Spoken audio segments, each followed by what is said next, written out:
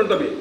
మన ఆహారం ఉంటే అది వికలమైపోతే, అది అమేచ్ఛ రూపంగా పరిణమిస్తే, దానిలో నుంచి క్రిములు పుడితే, ఆ క్రిముల చేత వీడి కాటు వేయబడుతుంటే, వాడు ఆ తల్లి కాస్త నాకు ఆవకాయ పెట్టు బ్రహ్మాండంగా ఉందని తల్లి పెడుతుంటే తింటూ ఉంటే, ఆ కారం అంతా కూడా లోపల ప్రవేశిస్తుంటే, ఈ శిశువు మీద పడుతుంటే, ఆ వేదన అనుభవిస్తుంటే ఎవరికి తెలుస్తుంది కనుక? తెలియదే. ఆ రకంగా జీవోహి అస్య అనుగో దేహ తన్నిరోధోస్య ఈ రకంగా మరణం ఆవిర్భావస్తు సంభవ. పుట్టడము చావడము అనేటువంటి ఈ రకమైనటువంటి స్థితిలో ఉంటుంది. కాబట్టి ఈ సంసార సంబంధాన్ని విడిచిపెట్టి ఉండాలంటే వాసుదేవే భగవతి భక్తి యోగ ప్రయోజిత. వాసుదేవుని యందు ఆ భక్తి యోగాన్ని ఏర్పాటు పొందినట్లయితే జనయత్యాసు వైరాగ్యం, వెంటనే వైరాగ్యాన్ని కలుగజేస్తుంది.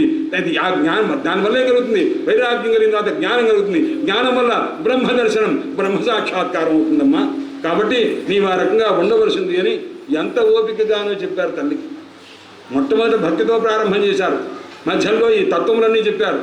మళ్ళా తల్లిని నాయన ఇంత కష్ట విషయాలు చెప్పావే, నేను గుర్తుపెట్టుకోగలనా నాయన అన్నది. ఓహో, తల్లికి భక్తి చెప్తేనే బాగా ఉంటుందని భక్తితో ప్రారంభం చేసి మళ్ళా భక్తితో ఉపసంహారం చేసి, అమ్మా ఈ భక్తి ఏదైతే ఉందో దీనివల్లనే మోక్షం కలుగుతుందమ్మా అని చెప్పాను. వాసుదేవే భగవతి భక్తి యోగ ప్రయోజిత.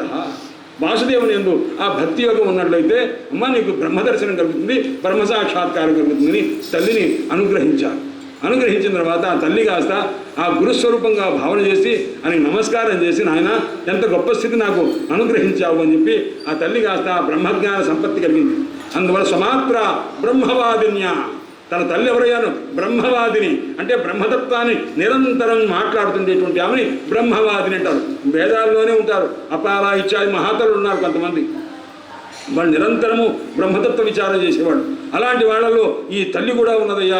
ఈ కపిలనారాయణ స్వామి వారి యొక్క తల్లి అయినటువంటి దేవహూతి ఆ మహాతల్లి కూడా ఉంది ఉన్నారు. అందుచేత ఈ విధంగా ఆ పరమాత్మ యొక్క దివ్యానుగ్రహాన్ని పొందినటువంటిది కుమారుని భగవద్భావన చేత ధ్యానం చేసి ఆ మహాతల్లి కృతార్థురాలైన ఆయన వింటున్నావా విదురా అని చెప్పి హరిద్వారంలో గంగా తీరంలో మైత్రేయ మహర్షి భగవత్ సంబంధమైన కథలో తృతీయ స్కంధము.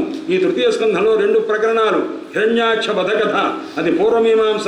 తర్వాత కపిలదేవహూతి సంవాదము, ఇది ఉత్తరమీమాంస, ఇది వేదాంతం అన్నమాట.